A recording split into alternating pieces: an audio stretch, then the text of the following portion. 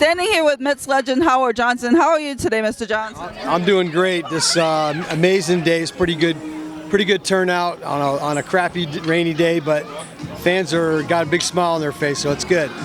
First of all, like I was saying before, congratulations on your Hall of Fame induction. Thank you very much. Talk about some of the emotions that are just sort of kind of running through your mind when it comes time for something like that. Right now I can keep it cool, but on June 3rd it'll be a little tough. When I heard about the news, it caught me off guard, and it was a very emotional moment for then. But it was just like, wow. So just thinking about it, I still pinching myself. So thankful for the Cohens, and what they did. I'm indebted to them. When you got the phone call, was that even like what you were expecting? Like, just talk me through what that process was like. Well, I was driving my truck, and I was on my way over from, my wife and I were together. I was driving from East Coast of Florida to the West Coast to see my parents, right before New Year's, and or before Christmas, and I did not have my phone on for messages or anything. So we pull over. She wants to go inside the store, do something. So I'm in the car trying to find a parking spot. So I look at my phone, check messages, emails and stuff, and Steve Cohen. But I didn't have his number in there. It was just, could be Steve Cohen, could be. And so I listened to the voicemail. It sure sounds like him. So that's when I reached out to him, and the rest was history. How special is it for you to still be involved with the Mets to this day, and for them to ask you to be a part of days like today and giving back to the community? It's great, because that's what I like to do. I like to give back to the community. I like to be a part of it. Met fans are special. It's where I played a big majority of my career here, coached here. So I feel like a Met 100%, and that's just to be here today, and then the Hall of Fame stuff just really brings it home. Of all the Mets memories and moments that you had, was there anyone in particular where you were just standing there and you're like, holy cow, I just did that? Well, from a team standpoint, was the winning the World Championship, in '86.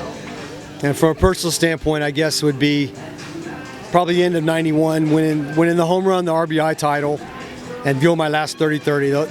That was my last year. So now I look back on. Now I really look back on it and go, wow, I just did that. So, I'm like, man, for 5 years I was good, and that was it. I'm grateful for that.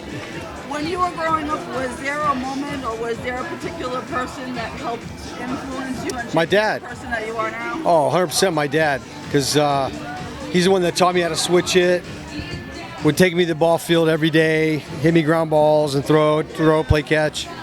And without my dad, I wouldn't be anything. So he'll be here June 3rd, and we're looking forward to that. When it comes time for these future hopeful Mets, was there any advice that you're giving them, or is there any words of wisdom that you could impart upon them? Well, the kids here, just tell them to keep practicing.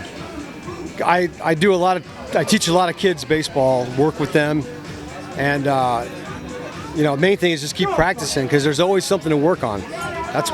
Unfortunately, that's the name of the game. You're always working on something. And it's a tough sport to play because you fail a lot. That's part of it, But the successes they outweigh the failure by a lot. So that's what makes it so appealing. Have you been able to follow your team at all? And what about this 2020 team do you think will make them special? I was down in spring training about 2 weeks ago. So I got a chance to see some of the guys play, especially the younger players.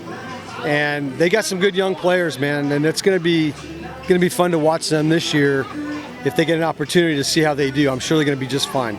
Were you able to talk to any of the current members of the team and just sort of kind of give them advice as...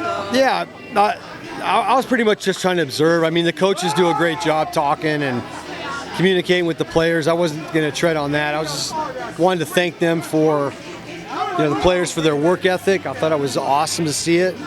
And, I think the team this year is going to be good. It's just injuries are always going to be the issue. That's always going to be job one for an organization, is make sure you got enough coverage for guys when they go down with injury. And it's going to happen. And fortunately, it already happened once, so we're praying that it doesn't happen anymore. And just one last question. Any message for the fans at home to get them excited and hyped up for the 2023 season? This could be the year. We'll see. I'm as optimistic as I ever have been.